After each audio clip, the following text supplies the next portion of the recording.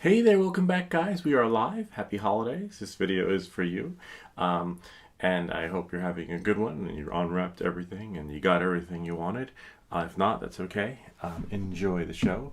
So this is part two on how to get your Part 107. Just going over some little tidbits that might help you level up so that you too can get your Part 107. Or maybe you just want to know the gist of things and learn a little bit more about flying drones and airspace. Well, this four-part series will be for you, and then you can decide from there, then on moving forward, whether or not Part 107 is good for you, or you might need it for your channel, whatever.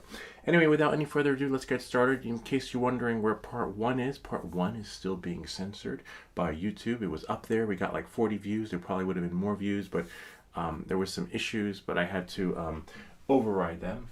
But it's sort of like in limbo. It's in the YouTube waiting room, if that makes any sense. I'll just share with you a little, I thought I had a little, oh, it's over here. I thought I had a little something, a little clip, because I took a clip of it. Let's see if I can somehow bring my mouse over here. The little space bar thing. Oh, I should have done that in this window. So confusing.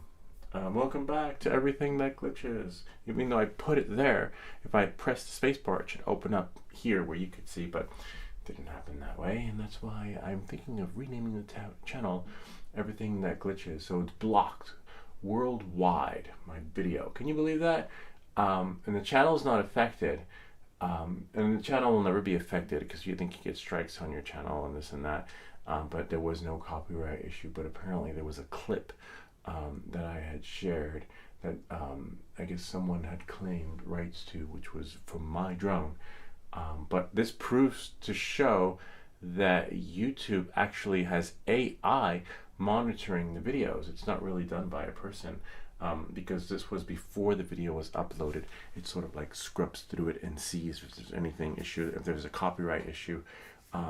They'll tell you it's not a strike on your channel, but you can't monetize the video. In this case, it saw something that they thought they saw, but it wasn't what they saw. So then I have to go through the process of editing the video. So Part 1 will be back hopefully within the next 48 hours.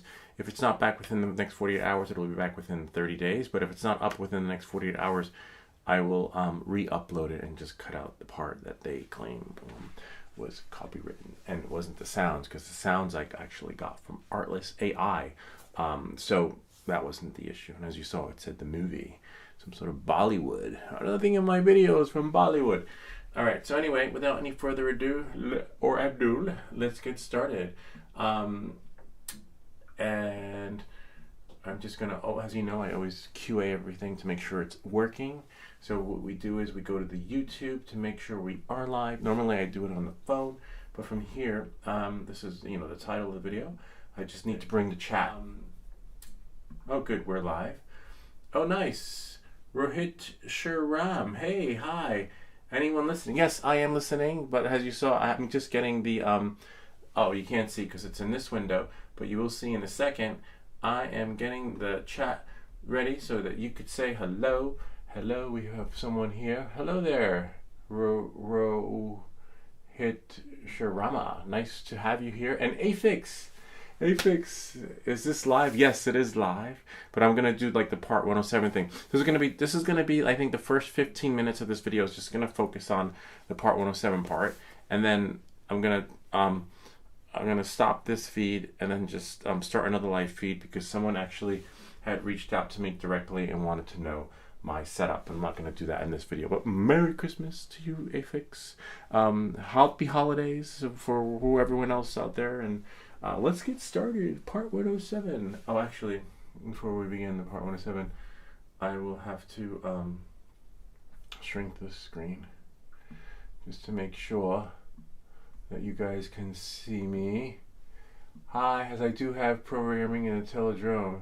I love programming. Isn't the Teledrone great? I love programming it. I actually still have to make some videos for this school that require, but I got my, oh, you got your solution. That's great that you got your solution. Okay, awesome. I asked you a question that my Scratch was not opening, but you didn't told me. I also subscribed to you, but you broke my heart.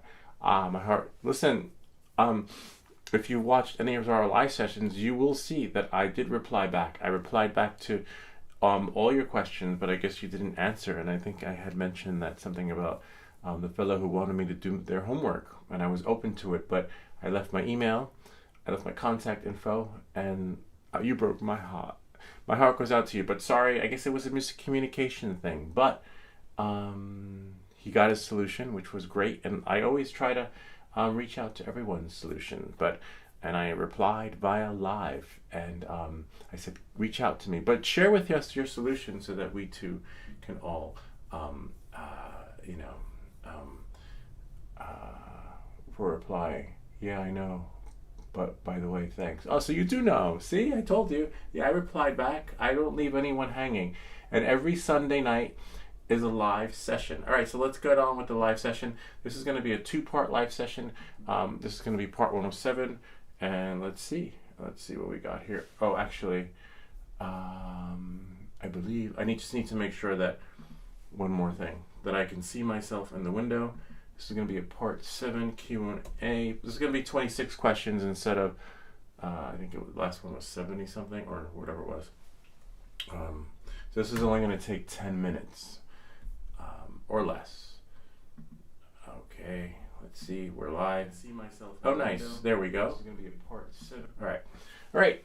So here we are. You're welcome for replying. Sorry, I was willing to do it, but what I like about you guys reaching out to help, because every troubleshooting problem you might have is an idea for a new video, and so I was looking forward to you sending me your Scratch project, because I could have broken that up into segments of videos for someone else, and maybe you can send it to us anyway. Okay, bye. I'm going to study. Good luck, Rohit Sharma.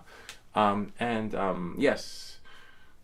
Our heart goes out to you too. Nice to see that. He is like a little bit like Aphex, and he has his notifications on. But he had his notifications on to hunt me down. He was like, I'm going to get you. I'm going to hunt you down. You didn't help me. I just have to get that out of there. Right? Whereas Aphex has his notifications on, and he's just watching. Well, good luck with your studying. Reach out if you need help, and send us your project, because I would love to see it, to understand more of what your issue was that you said we didn't want to help you with, but we did on the live session ask you to send it. But on that note, thanks for continuing to subscribe. But I will continue I have a Scratch project that I'm working on, and I'll share that with you.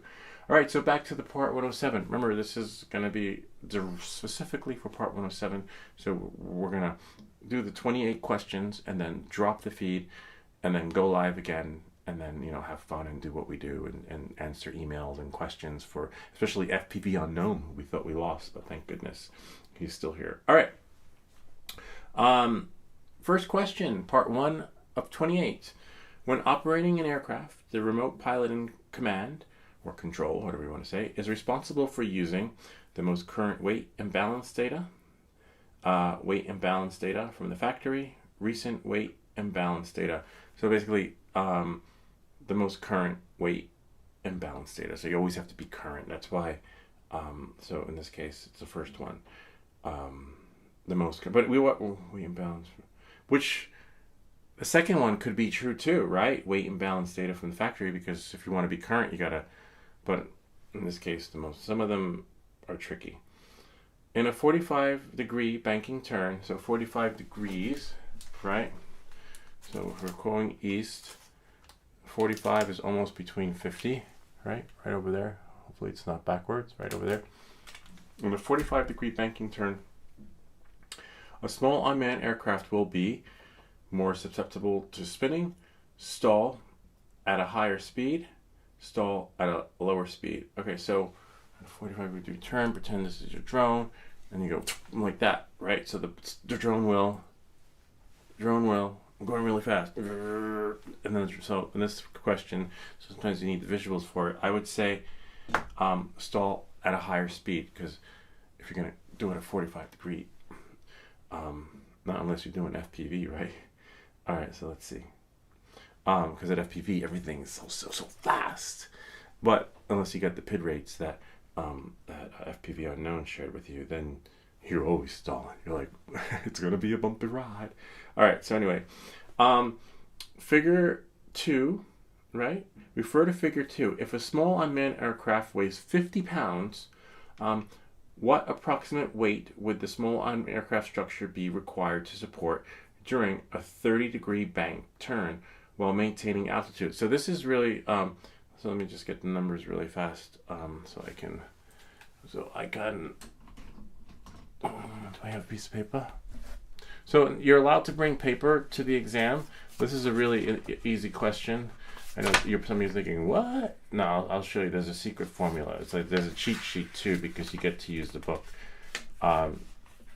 So we have 50 pounds, right? And then we have 30-degree bank. That's all you need to know. All right. So here in the figure, see this little chart right here? So you look for 30 degrees. And so the load on 30 degrees is 1.154, right? So it would be 1.154 times 50. So we go back to our calculator and we go to 1.154 times 50. Some of you can do it in your head. I'm sure my kids could. 57, okay?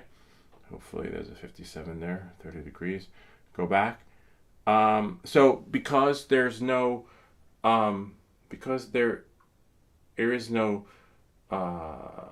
57, you would round it off, and I believe it would be 60 during 30-degree break. I believe, yes, that should be. So yeah, because you'll be like, wait, there's no 57. That's okay, because you just round it off. And usually there's no rounding off. Usually most of the questions will be exact numbers, but in this case, they just threw it in to throw you off. And this chart right here is also, you get to use, it's in this book. So that would be figure 2. So most likely it's in the beginning. Figures, right here, page 2.2 in this book. But I don't even think they use this book anymore because I just ordered the new one. And the new one, apparently people are in the Amazon reviews. I'll leave a link to that in the description. People are saying like, this is great. Before we used to have 2 books and now it's all in one.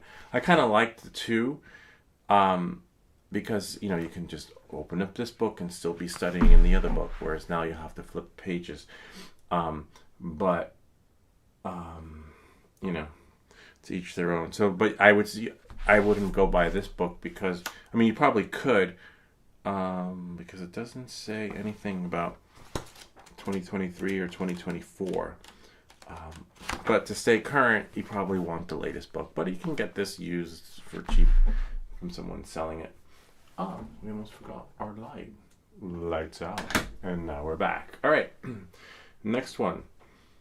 When range and economy of operation are the principal goals, the remote pilot must ensure that the small unmanned aircraft will be operated at the recommended specific endurance, long-range cruise performance, equivalent airspeed. So when in range and economy, so range is going out, right? All the way out. So remember, all the way out, range, all the way out. It's a bit like that guy from those Philly videos that flies like freaking 5 miles away. So in his case, it would be long-range cruise performance. There. And if it sounds tricky to you, the explanation is here. Total range is dependent on both fuel available and specific range. Basically batteries and stuff, because our drones don't run on fuels. And again, I just want to fly my drone. What does fuel have to do with it? Why can't you just say the battery? The battery. Wonder if ChatGPT knows part 107. You can tell it to give you quizzes. Oh yeah, true. But these are regulated through the FAA. So this book right here is FAA approved, and the exams are, and they give you 5 free practice quizzes to get you ready. But I'm sure ChatGPT could. We'll try it on the next session. Let me just write that down because I want to test that out for the next one. All right, I'll just remember that. Hopefully. If not, Dayfix will have to remind me. Okay, next one. To ensure that the unmanned aircraft center of gravity, CG, limits are not exceeded,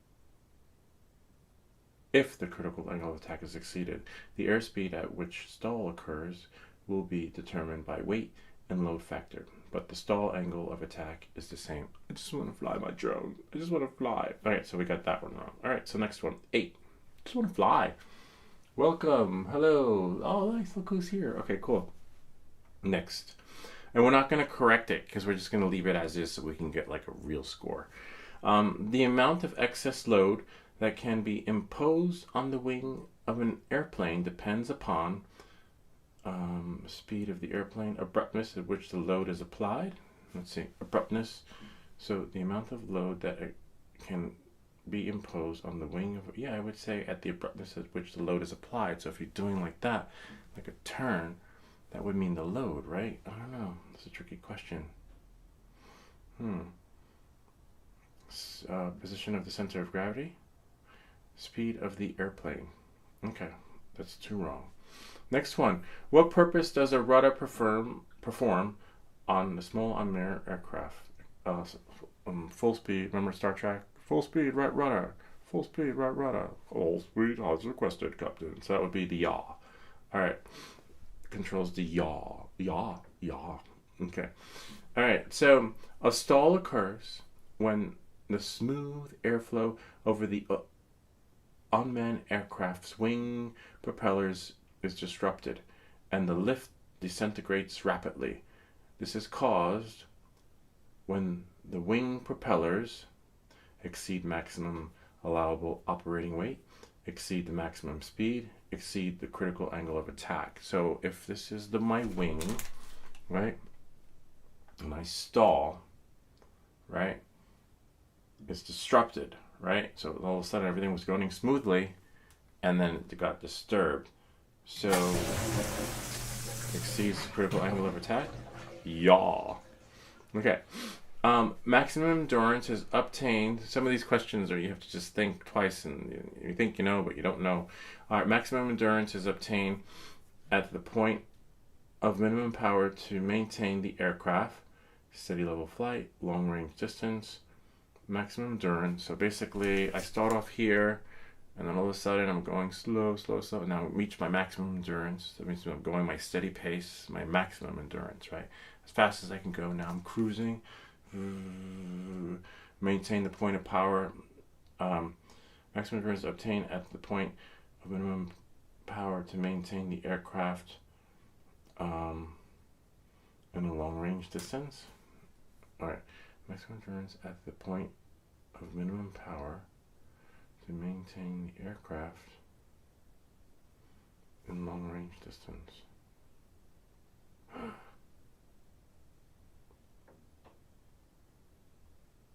Nope. Okay, next one. Alright, let's go back to the previous one. In steady level flight. Alright. What could be a consequence of operating a small unmanned aircraft above its maximum allowed weight? So if it's too heavy, shorter endurance, increased maneuverability. No, faster speed. So I would say shorter endurance. What could be a consequence of operating a small unmanned aircraft above? So I would say shorter endurance. If it's too heavy, like you put too much stuff on there, right? So let's see, shorter endurance. All right, next one. So that's cool. 14. Before each flight, the remote pilot in command must ensure that air traffic control granted clearance, the site supervisor has approved the flight, objects carried on the small unmanned aircraft are secure. This is one that's a tricky question. I would say, not tricky, but I'll explain to you in a second. So the correct answer would be the last one. But, see, it's correct. But it's tricky because you'll see, I don't know if you saw part 1, they say you always have to make sure everything's secure on your aircraft. Don't fly with anything loose. And then they throw in a question like, you're dropping stuff from your drone, and are you allowed to do it, yes or no? And I put down no, because they always say everything has to be secure, but apparently you can. My kid told me, tough lesson learned doing that. So, someone wrote in, I lost my 5020 about 2 days ago. Oh shit, I wanted to see how the blue LEDs looked at night. Oh wow, and I lost it. I think someone scooped it off the street because I couldn't find it anywhere. Wow, that's a bummer. Holy crap. Yeah, Merry Christmas. That's, yeah, I don't know how far you went though. Oh, I don't know, lights out. Oh, because when you crash, it overheats and doesn't cool off anything. Sorry for your loss. All right, 14. The most critical conditions of launch performance are the result of some combination of high gross weight, altitude, temperature, and this one is a tricky question, but I'll show you. Sometimes you have to read it, and there's a trick to it. The most critical conditions. Conditions is the key word. So obstacles, not a condition. Power plant systems, not a condition. So in this case, if you don't know the answer, it will be a condition. So unfavorable winds, right? See, unfavorable winds. All right. What is the best source for small unmanned aircraft performance data and information? Manufacturer publications, pilot reports, estimates based upon similar systems. Manufacturer publications, hopefully. Okay. Sometimes they're tricky. All right, next one. When operating an unmanned aircraft, the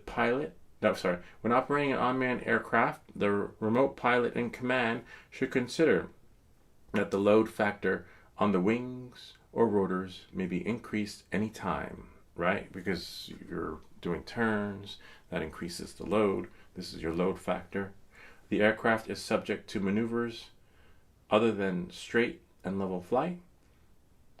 The center of gravity is shifted rearward to the AFTCG limit. The gross weight is reduced. As you can see, I have trouble with these questions. When operating an unmanned aircraft, the remote pilot in command should consider that the load factor on the wings or rotors may be increased anytime the aircraft is subject. Yeah, so probably anytime the aircraft is subject to maneuvers other than straight and I guess level flight. I guess straight is level. I don't know, so let's try that one. Yep, okay. All right, refer to figure 2. If a small unmanned aircraft weighs 10 pounds, what approximate weight would the small unmanned aircraft structure be required to support during a 60-degree bank turn while maintaining altitude? So we have to look up 60 degree and 10 pounds, okay? Let's see if any of you guys can get this one. So there's 60 degrees right here. My mouse. Oh man, you gotta be shooting me. Welcome back to everything that glitches. We lost our mouse. Must have left it on. Alright, anyway. So here is 60 degrees. So 60 is 2, right? And we go back 10 pounds. That would be 10 times 2 equals, so what would it be? Merry Christmas everyone and Happy New Year.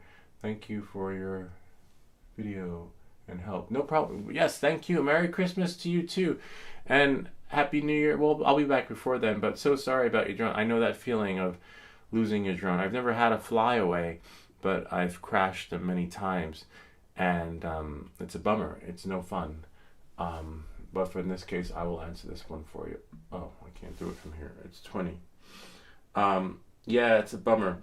A small unmanned aircraft loaded with the most reward center of gravity is less stable at all speeds.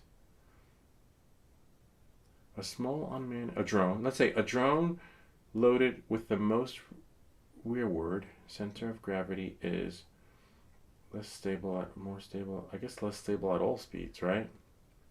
I mean, you're messing up the center of gravity. Aphex might know the answer to this one. I don't know, it's a tricky one. I'm going to do less stable, more stable at slow speeds, more stable at, I would say less. Less because the more shit you got on there, the less acrobatic it would be, right?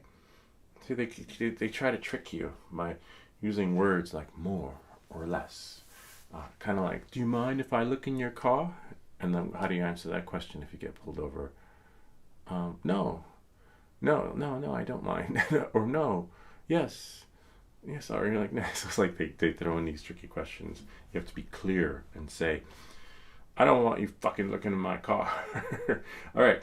The term angle of attack is defined as the angle between the wind chord line and the relative wind between the airplane's climb angle and horizon, formed by longitudinal excess of the airplane and the chord line of the wing. I don't really like what the fuck. I just want to fly my drone. I just want to fly. What are all these questions? In this case, between the wing chord line and the relative wind, the angle of attack, because the wing chord line, right, and the relevant wind at the time. All right, so if that makes any sense. All right, an increase in load factor will cause an unarmed aircraft to, now let's pretend this is your plane. Again, that's not really a plane, but these are your wings, right? So you're increasing, you're going fast, and you're increasing your load factor, right? So what's happening if I'm doing a sharp turn like that? You are stalling, I believe. Stall at higher speed, have a tendency to spin, more difficult to control. Probably a combination of both, but I'm going to say stall at higher speed because you have so much shit on there that you're like, I can't move, right? Imagine like I can't move. So I would say stall at higher speed. All right. The next one, another one, 22. All right.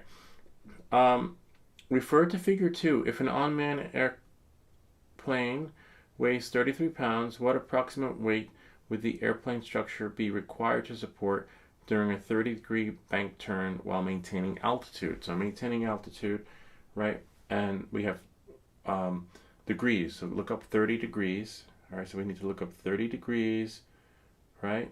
1.154 times 33, all right? So let's go to calculator. 1.154 times 33 equals 38. Hopefully there's a 38. Yep, this is 38. And if there wasn't a 38, maybe it would be 37. Maybe 40. No, not 47. Let's try 38. 38 pounds? Yes. So so those charts will always be supplied for you in the book, and you'll find one in the exam. And you can bring a calculator, or you can also bring one of these things, a compass, because you need that like for the direction things are going. Next one. Which of the following is true regarding weight and balance of small unmanned aircraft? Center of gravity cannot change during flight. Lateral CG is not important to small unmanned aircraft operations. Operations outside weight and balance limitations may result in loss of control. Yeah, that is true. Can you imagine? Like, we're just too heavy. Kind of like in Star Wars, or like, what was it, Ice Pirates or something. And they had too much stuff on the load. So I would say operations outside weight and balance limitations may result in loss of control. So if the drone is too heavy, which it's hard to happen because a lot of you guys watching fly FPV, and there's not too, you'll never experience that. But people that have these drones tend to put a lot of shit on them, like, the propeller guards, this, the light, and that. Okay. 24. When loading cameras or other equipment on your small unmanned aircraft, mount the items in a manner that is visible to the visual observer or other crew members, does not adversely affect the center of gravity, can be easily removed without the use of tools. In this case, you never want to, I think this is referred to what I just said, does not adversely affect the center of gravity. You never, you keep messing with that, and then things get messed up. Kind of like a lot of people are having trouble with this drone because they keep messing up the center of gravity when attaching the Action 3, or what's the other camera, GoPro on there. If I think your camera's horizontal, the FPV drone has a little trouble. So never upset the center of gravity. 25. You are operating a small unmanned aircraft that does not have GPS or an installed ground speed limiter. How can you determine the speed you are operating? Dead reckoning, pilotage, wind triangle. Yeah, I just do like that. It's like, okay, we're going to do that. I would say dead reckoning, flying by the seat of your pants. Okay? All right, next one. Which basic flight maneuver increases the load factor on a small unmanned aircraft as compared to straight and level flights? Um, which basic flight maneuver? So a maneuver, like a trick or something. A climb is not a trick. Stalls are not a trick. Stalls usually happen, when you're doing a trick, right? So I would say turns. Because when you're doing a turn, it'll stall. When you're climbing, you're just ascending. And of course, sometimes you can have increased speed. Just hopefully your speed will pick up. All right, next one. 27. You are operating the small unmanned aircraft that does not have GPS or an installed altimeter. How can you determine the altitude you are operating? Probably dead reckoning, or I don't know, looks good to me from here, right? Kind of like that. Especially anyone who flies an FPV drone that they built, and they may not have that on there, especially on the Pavo Pico, you don't unless you install a GPS unit on there. So hopefully this will help you. Gaining visual perspective of what 400 feet looks like on the ground before height. Operating a second small unmanned or drone, let's say, that has an altimeter to gain visual perspective of 400 feet from the air. Operating a small unmanned aircraft in close proximity of a tower known to be no, you're not supposed to fly close to a tower. You can fly 400 feet above a tower if you're within 400 feet within it, which is great because then you can go 800 feet. But the correct answer to this one would probably be the first one. Hold on, let me see. Yeah, probably the first one. All right, we got it right. And last question, number 28. What effect does an uphill terrain slope have on launch performance? So, we're going uphill, right? And this is the hill. And now your drone. This is your drone. It has to go. We have to go uphill. Pretend it's your car too. You could also apply this to being on the ground. Like if you can't imagine it being in the air. So, what effect does an uphill terrain slope have on launch performance? Increase launch speed, increase launch distance, decrease launch distance. So if I'm going uphill and I want to launch, this makes no sense because I just want to fly my freaking drone. Like, I don't need launch distance for my drone. They're referring to like those drones that they use in the military. And some of you might be thinking, I don't get it. Why do I need launch distance? Normally, if my FPV drone just goes up, take off, but just does that. So if you put that aside, and now they're talking about launch because some drones need to be launched. So I would say increase launch distance. So if I'm going to take off uphill, of course, the drone is going to have a lot of drag and it's going to have to climb and reach the speed it needs, but it's going to take longer for it to go up. So in this case, increase launch distance. I was about to say speed. And the 28, let's see what we got. 3 wrong out of 28. Let's see, grade quiz. 100. Interesting. There were 3 wrong. Anyway, that's weird. But on that note, let's see.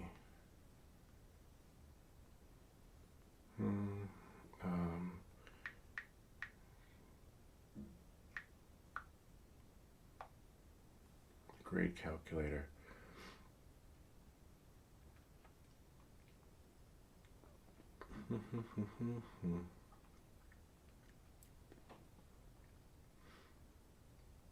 There's like a grade calculator where you can put in how many questions you had, and then it will it'll tell you your percentage. That must be that one. Grade calculator.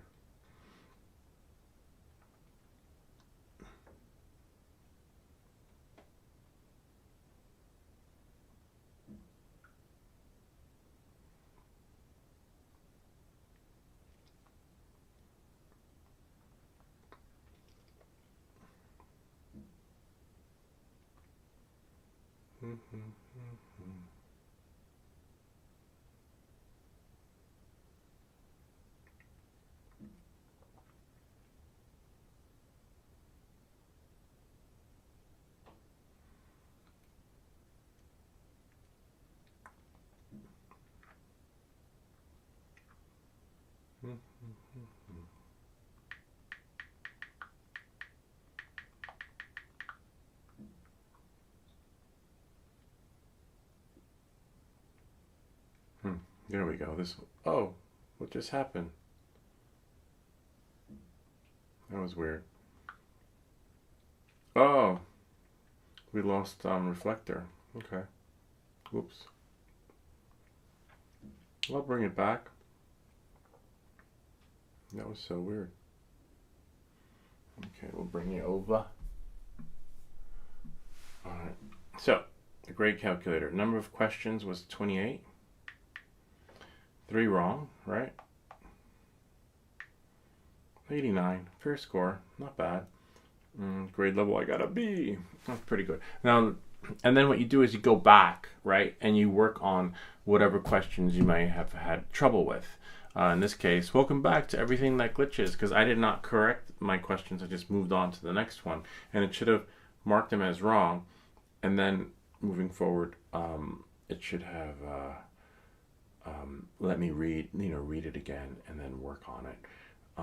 But yes, let's see what we have here. Oh, wow, this guy lost it. See who this was. Laylor. I forget who's go to channel. No, I don't remember. I remember they reached out to us, asking for some help too. Afix is there. Wow, it's a bummer.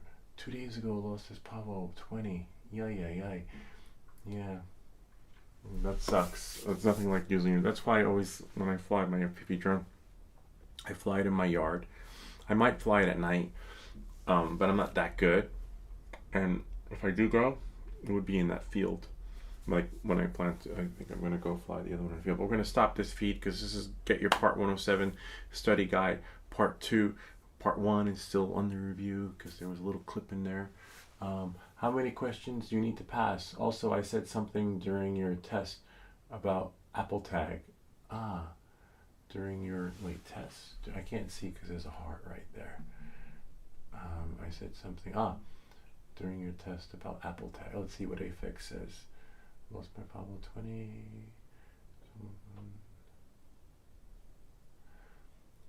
Someone in FPV Discord told me I may be able to add an Apple AirTag. Wonder if that could work. If you had it on there. Only Apple devices. I have my work. I think it might. It could. I've never used an Apple Tag before because I heard that you have to have Bluetooth attached, but that makes sense. And that wouldn't, according to these questions, throw off your center of gravity, right? Because it wouldn't create too much of a load. Haha. No, I'm just kidding. But yeah, no, that's so true.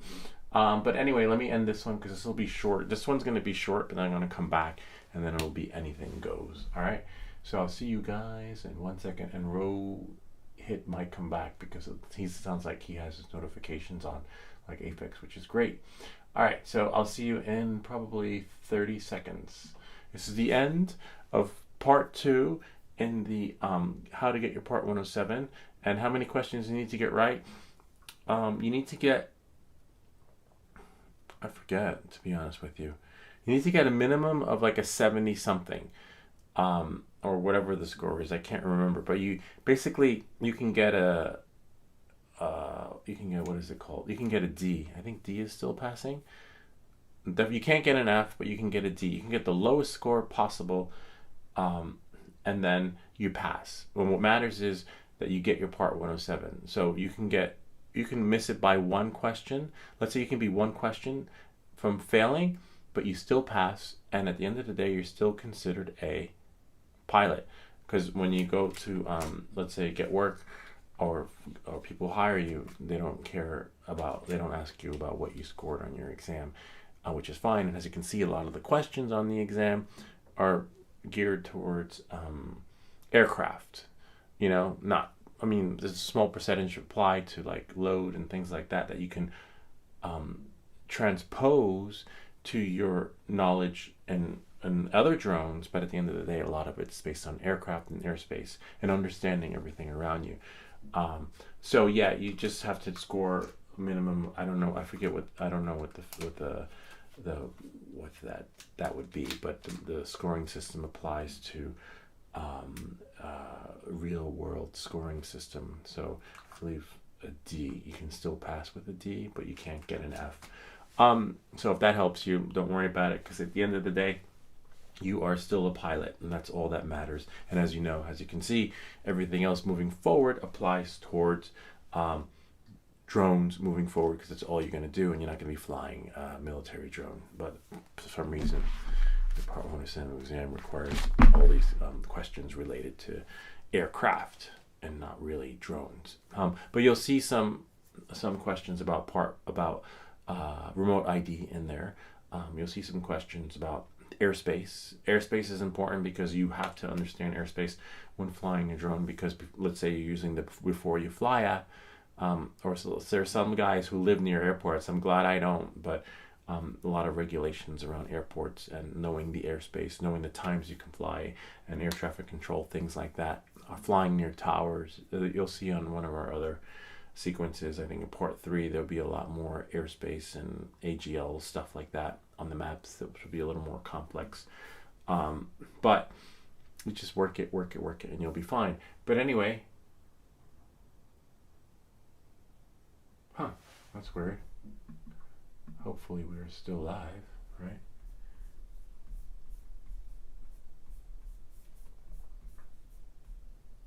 I can do that from here, because we lost our chat screen, which is really weird.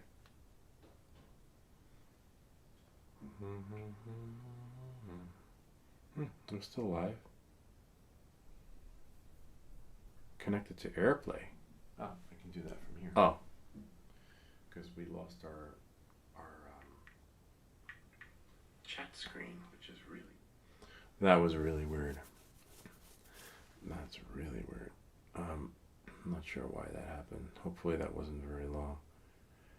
How much is the test? The test was, I believe, let me just make sure we're still live. I think $150. Hold on.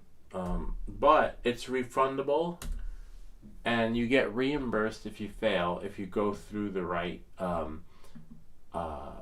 if you go through the correct, let me just make sure if you go through the correct, reputable place you can get your exam. So let's say some people, right, buy the book, and then they don't even take a course. They just do this. They spend the $22 on Amazon and buy this, which now comes together. Now this comes with this. You'll see in one of my videos. It's supposed to come on Thursday, because I have to do my reoccurrent. So some people just do this, and as you can see, and they do the app. Now, the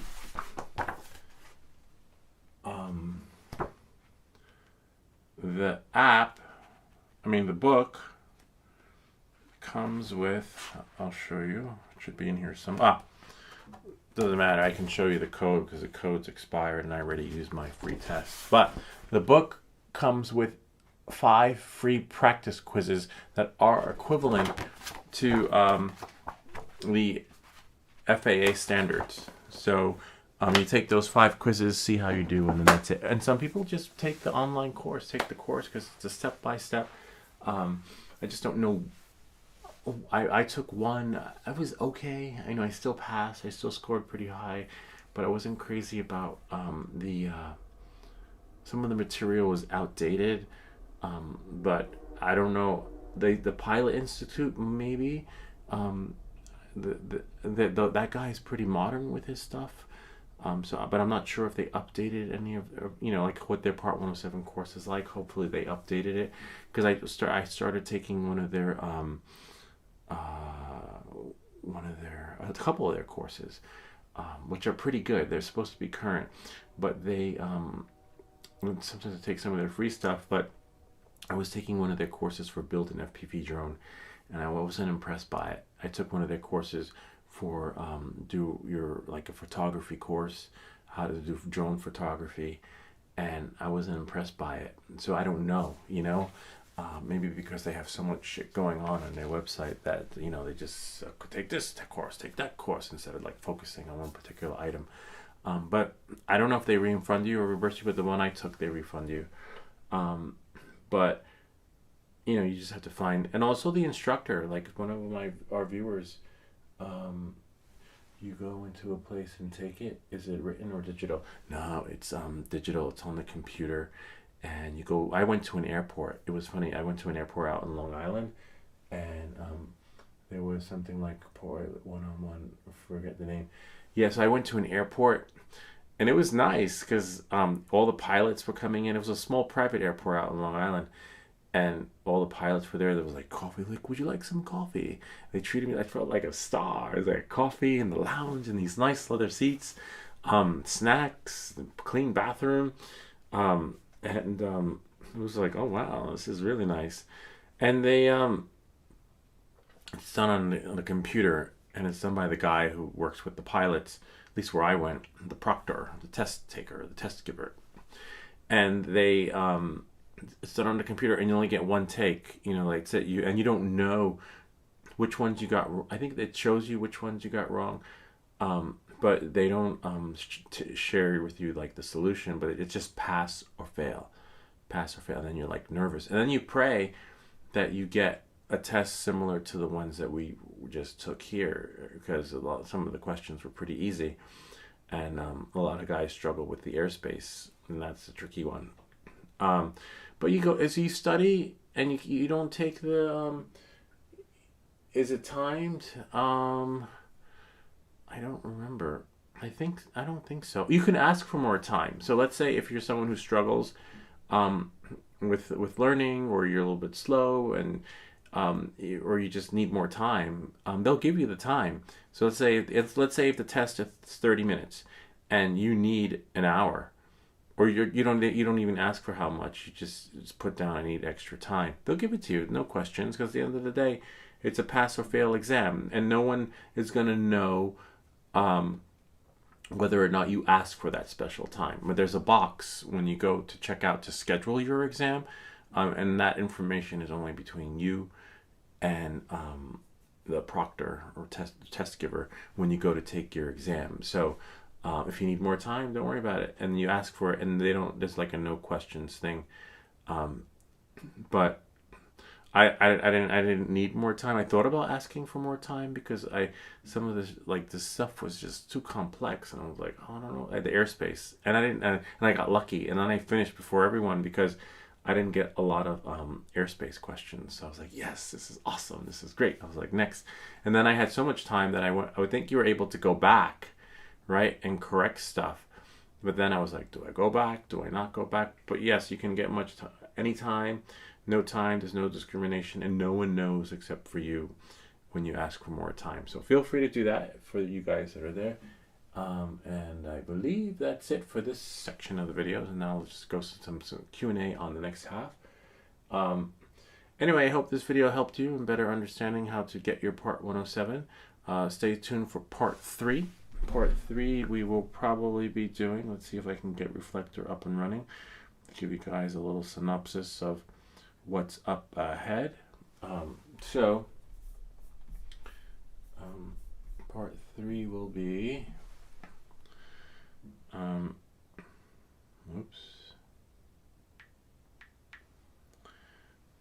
Part 3 will be, so we did operations, right? We did loading and performance, and next Part 3 will probably be weather, or regulations, one or the other. Probably weather, since it'll be after the holiday, and no one will have the bandwidth for 97 questions, because 71 questions I think took 2 hours, and then but yeah, remember, you have as much time as you need, and you're just not allowed to bring in anything except for this, a magnifying glass, and your book. It's open book in a sense where you can only use this, and they might even have that there, nowadays. But anyway, remember to like. Oh, I forget how many questions. I think 100. But let's see. You know, I can't remember. Oh, I think on the, I can tell you. I'll tell you how many questions on part 107. 60 multiple choice questions. Whoops. So there we go. There are 60 multiple choice questions on your part 107 exam. Put it down there just in case. Wait, where's my picture? Actually, let's just do it this way. Where's my phone? Oh, anybody see my phone? Oh, I guess I have to stop mirroring. Because I'm not doing the monitoring, so I'll just have to stop that. And this, I know where my head is, somewhere down there, but there. 60 multiple choice questions. The Part 107 exam is very detail oriented, as you can see, and requires a lot of aviation knowledge in order to pass it. Test takers have 2 hours to answer 60 multiple choice questions. So there you go. So you have 2 hours to answer 60 multiple choice questions, but they don't discriminate. And if you need more time, they'll give you as much time as you need. So if you just check that box, and then they can't deny it. And the only problem is that you just have to study for it. But some like, as you can see, I just want to fly my drone. What does fucking load and figure 12 and whatever and 30 pounds and degrees and angles have to do with flying? Nothing. I just want to fly my drone. I just want to fly. But once you've passed, you feel good. And take the online. I think mine was, which one was mine? Drone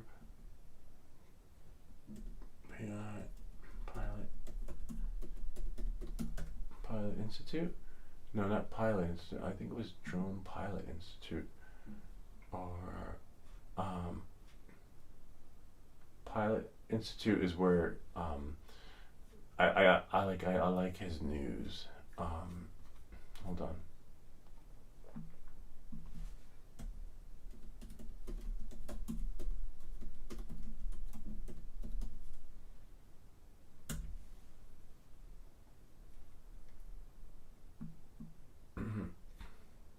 See, it's been so long that I don't even remember where I took the freaking exam. But I should, because I should be able to log in. Hold on.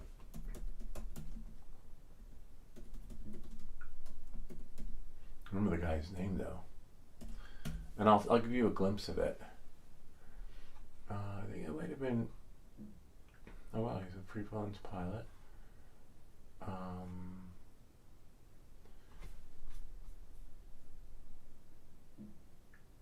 What's the name of it? I should know this, right? His name was Marco. He was from New York. So his style was I like his style because it's very straightforward, you know, like no filter, retired. Definitely not this guy.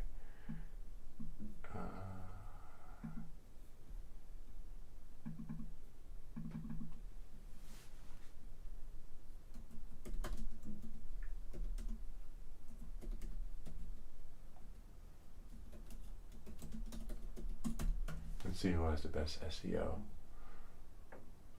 Drone Pilot Ground School. Okay, there we go. This was really good. Drone Pilot Ground School, because it's weird. Drone, because you're on the ground and you're going to school. So let's see if my login is still good. And they say login is forever. So once you, same thing with the other course too, but let's see. So like, no matter, a good reputable place will let you log in forever. So now I can re-log in since I'm trying to get take my recurrent, which is fine. And you see, this is it right here, 100% complete, Drone Pilot Ground School, and you can't move forward until you score like high enough. And if you don't score high enough, then you just take it again, because you want to score high. And then that's it. And then it has resources. I wonder if there's any resources. It's a pretty long course. I think it's like over 20 hours. And yeah, it's really cool. I'll probably do this one again too, in addition to just to make myself refresh. As you see, I couldn't even remember where I took the course, but you can log in your logins forever, so you can just always go back. But remember, rules, laws change all the time, and I don't know if they're keeping up. Most likely, they're probably keeping current, but also the app is current too, because the app keeps current. Because as you know, they just launched the 20. I don't have it yet. It'll be here Thursday. This is 2022, 23, and they just launched 2024. So you want your studying material to be current. The Pilot Institute, you know, it is. I'll show you the Pilot Institute. I took some courses, but I wasn't impressed with them, to be honest with you.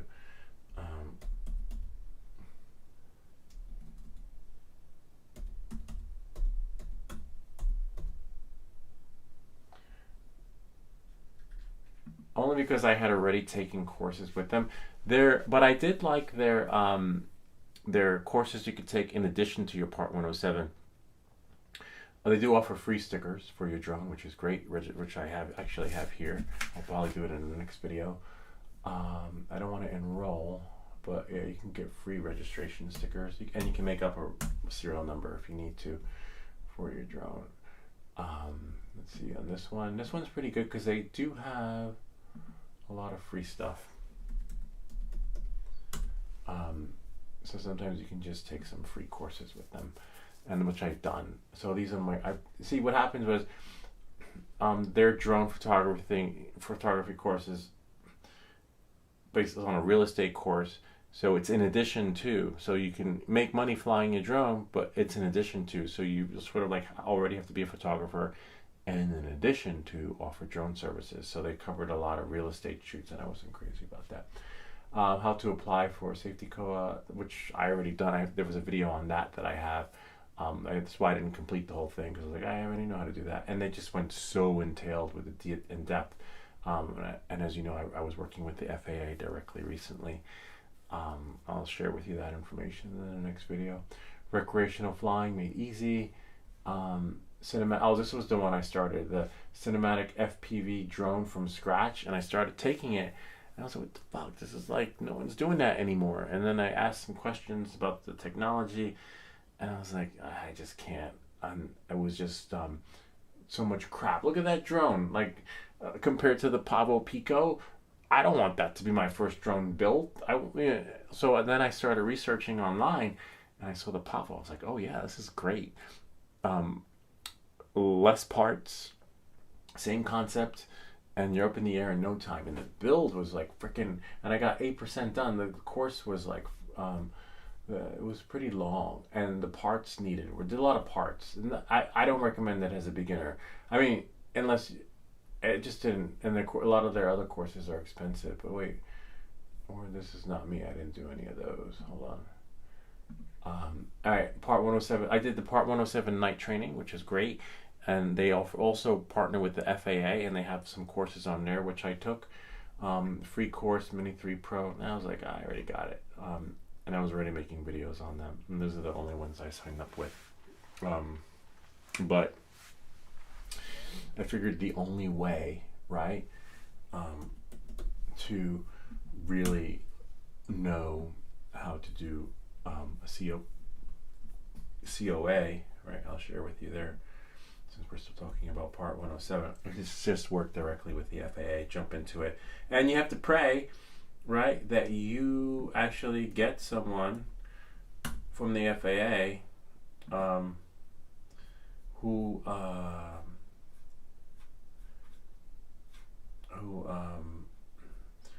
will work with you. Because I got a real douchebag when I went to renew. I'll share with you guys that story next time. So I was working directly with the FAA. He says, good morning, Louis. Sally, there's no way to extend a currently approved COA. You have to submit another application. Once you have done that, send me the COA numbers, and I will do my best to be of assistance. So Dennis from the FAA, awesome guy. I love him, because when I got the other guy on the phone, I pretty much was,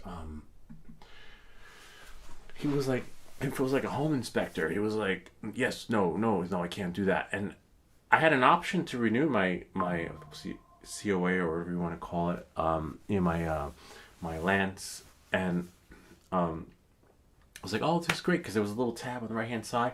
And then someone called me, and then they didn't leave a message. So I call him back, and he's like, hello? I'm like, yeah, hi, you just called me? He's like, no, I didn't call you. I was like, well, the number, it says missed call. And that's why I'm able to call you back. And so right off the bat, I knew that person was not going to, and then work with me. And then I was like, well, where are you calling from? He's like, well, I'm from the FAA. So I was like, oh, hi, yeah, this is Lewis. Yeah, I just put in for the approval of restricted airspace, blah, blah, blah. And he's like, well, I was just trying to figure out what you were trying to do, because, there's a duplicate. I'm like, there's no duplicate. Each airspace is like 3 different miles away from each other. So I need approval to fly in this airspace, that airspace, and that one. And he's like, well, I can't do that. I was like, but, and then I realized, just take a deep breath. There's no, it's the government. There's no negotiating or small talk with the government. And there's no arguing once they set their mind. And like, once they're like, this is it. This is the end. And I was like, okay, thank you very much. I appreciate your assistance on it. Because he approved one, and that was it. He's like, I'm not going to approve the others. I'm like, well, I just want to fly my drone. I just don't want to fly. And then, you can't get like that with them. So I was like, okay, thank you very much. And then I remembered a light went off in my head. And I was like, Dennis, yes, the cool dude from the FAA. So then I reached out to Dennis, and I was like, hey, Dennis, And then Dennis said, once you... I had 2 different responses. The other guy's, no, it's a duplicate. And then Dennis is like, once you apply, whatever, you can't do a new one. I guess that was his discreet way of saying he can't go back and undo what the other guy did, which is true, right? Because then that causes conflict at work. And so Dennis was like, you just reapply again, and you also, give me a heads up, and I'll see if I can work with it. And that's it. Nothing illegal was done, but because the guy, I guess a clerical error on his end, he saw it as a duplicate when it wasn't a duplicate, because it was 3 different airspaces, one in Sag Harbor, one in Southampton, and the other one was in Bridgehampton by the ocean. So each different airspaces, and I think one closest to Sag Harbor, the maximum altitude was 100 feet, and the further you get closer to the ocean, I think it was reaching like 200 feet. So not duplicates, but not pilot error, just bureaucracy, and someone being big-headed. And thank you, Dennis, because the guy, and hopefully he's still working there when I go to get the renewal next year. So anyway, let's see if we have any questions. Is the time? Is the test only 27, or how many? Oh, we answered that one. I've heard of the one I've heard of is remote pilot. See, I can't see it. So weird. Yeah. So I would say go with whichever one you feel comfortable with. And like when you go to the splash page, sometimes people resonate with the instructor. They're like, oh, I like this guy. I want him to teach me. Like when I saw Marcos, I was like, oh, I like this guy. He's really cool. And he's from New York, so it's like there's no wishy-gaga and, there's no bullshit. But his approach and style is a little bit different compared to someone, in the Midwest. Every teacher has a different approach, like mine. Like someone reached out to me recently asking me what's my equipment setup, and the guy's in Florida, which I don't mind sharing, which I'll probably do in the next video. Anyway, this is part 107. We're going to leave it short. Hope this video helped you. I'll be back in 5 minutes. But thanks for asking these questions, Afix, because all this is part 107 related. And I'm glad you have to renew. Yes, you have to renew. See, there we go. Now we can't end the video because it's part 107 related. All right, so I'll show you the renewal process, though. You have to renew every 2 years. But you don't have to renew if you want to fly recreationally. If you want to fly for fun, don't worry about it. But if you fly for money, or if you have a YouTube channel, and as soon as your YouTube channel has one ad, you need a part 107. So if you get one commercial in your YouTube channel, then you're pretty much screwed, and you have to get your Part 107 because you're no longer considered recreational. And even if that channel doesn't make any money, the FAA will hunt you down and fine you. But anyway, FAA, oh no. Oh, hold on one second, because I need that window. Because you're not that window. Hold on one second. Because I need to be able to. Whoops, wrong window. I need to be able to go back and see if the comments are loading. But I'll show you how the renewal process is really easy. Basically, and the questions they ask are freaking phenomenal. I wish your Part 107 was that way. You click agree, and then you go here on the Part 107 UAS recurrent. So you go there, and then you go to review course, right? And let me move this over since I know my head is somewhere there. But actually, let's go back to YouTube and see. Hold on a second. Turn the volume off. No longer considered recreational. And even if that channel doesn't make any money, the FAA will hunt you down and fine you. But anyway, let's see. FAA. Just want to see where my head's at so I can show you guys. Oh yeah, definitely not that one. Okay, so what I'll do is I will close this window and then go back to this window and then go back into Prism Live Studio, and since we're not using Reflector anymore, we'll close that one and use Action 4 Mini. There we go. Voila. All right, so yeah, so basically, and then when you get your FAA login and things like that, which is what you need, like especially if you want to like take the course, because they have some courses on here, and the courses are free. Like you could take, your 107 night course here, which is also tied to the Pilot Institute, which is a nice course. I like that one, and you get credit from there. They push it because I think the guy's a pilot too. All right, so previewing, but what I want to do is I would click enroll, and then when you wait, you think my computer's slow. This is like part of their website experience, so sometimes you have to click enroll, and it doesn't even show. Oh, see it's loading right there. See, so now I'm enrolled, and then I can do the intro. You read everything. Let's see. An initial aeronautical knowledge test and recurrent training covers the following areas of knowledge. See, tells you everything that's covered.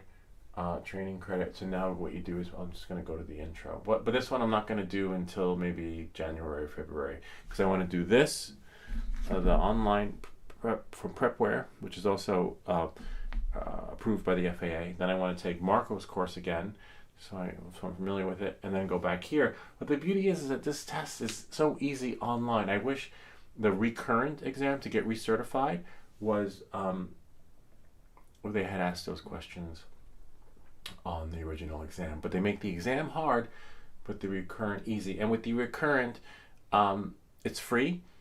You take it online. Let's say you score an 80 or you score a 70, you have to get 100 to pass the recurrent. So then what you do is you just take it again. You just keep and there's no limit, there's no cap. You don't get locked out. You just have to take it again. You take it again. This is the intro until you pass. Right, but I want to do it once because I forget how many questions there are on there. I could probably tell you how many questions there are, maybe 20, I think. I can't remember, but I actually let me see 1 second. I know I have it on my computer somewhere. Let me see. Part 107.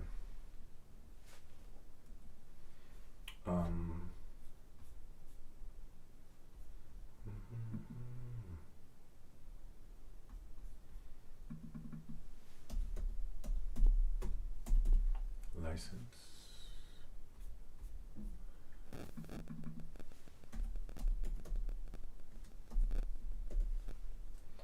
remember this computer,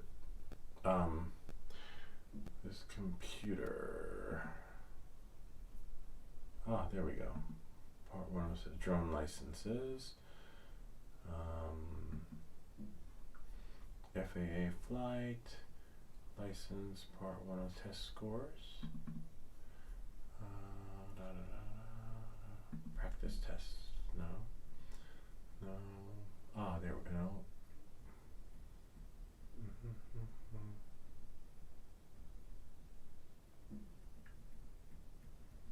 No. Update exam. You get exam schedules. I tell you that. CBO. Community safety guidelines. Charts. DJI update. Insurance. Refresh. Maybe refresh rules and regulations. Test score. Recreational trust passed. Oh, you should take a trust. You definitely, here, I'll show you the trust exam. So the trust is free though. You need that before, and I think the trust you have to get like 100. Can't remember what you have to score in the trust. I think it's 100, but you can keep taking these over and over again. Part 107, drone registration numbers, application. I don't know, I'd have to find it, but you know what, the internet's right here. Like, why waste time when we can get the answer here? I think it was 20.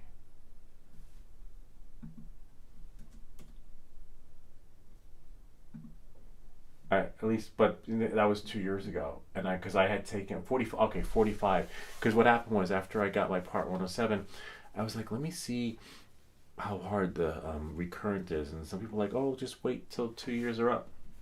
So I went like maybe 1 month after, and I was like, oh my god, this is insane, this is ridiculous. But the questions were so easy that I wish, but they make the part 107 hard. They don't want anybody getting, they want to make it as hard as possible for you to get certified. The exam at the end contains 45 questions and must be completed in 90 minutes. You may retake the exam immediately if you don't pass. You'll see a few questions on the main course screen, 1, 2, and 3 review. Click. So yeah, you can retake it as many times as you need to. And the good thing is that you don't have to take the course again to like, oh shit, I gotta go through the whole, 2 hours? No, you fail it, then you just have to put another 45 minutes aside. Fail it, 45 minutes aside. Fail it, 40, on and on and on. So don't worry about that. But it's just I thought it was 20 questions because it was so, I don't know. Anyway, because it's so short and fast that the questions are short. And just, so it's like, it's a refresher. All right, so that takes care of that. Let's see if there's any more questions. I believe, where's my YouTube? I think we lost, fix.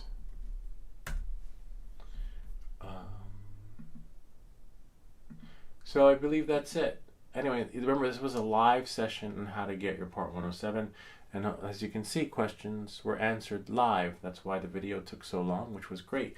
Thanks, Afex, for chiming in, because I would have never thought of any of that. Nope, my other part 1 is still in limbo. Hopefully we can go to our videos. I won't go there just now, but let me just make sure the sound is off. The video let's see. Trust is super easy. Not everyone follows. Yeah, that's true. The trust is easy. That's good. That so Afex has his trust. Yeah, the trust is really easy. Not everyone follows it, and some of it's like, yeah, I do that. And then sometimes it's all dead reckoning, right? You just fly by the seat of your pants. But you don't need to have your part 107, right, to access all this that I'm showing you right now. Remember to follow the training credit instructions in the introduction or review section of this training before you begin. Remember so I have to go back and follow the credit stuff because I definitely want to get credit for this. So, and I'll probably cover that in part 3 of how to get your Part 107.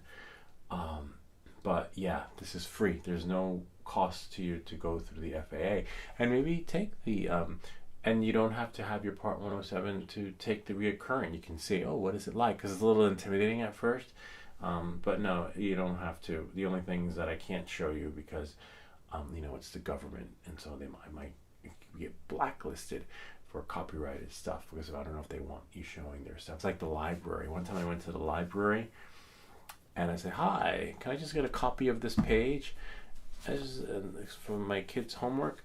They're like, oh, we can't do that. I was like, what do you mean you can't make copies?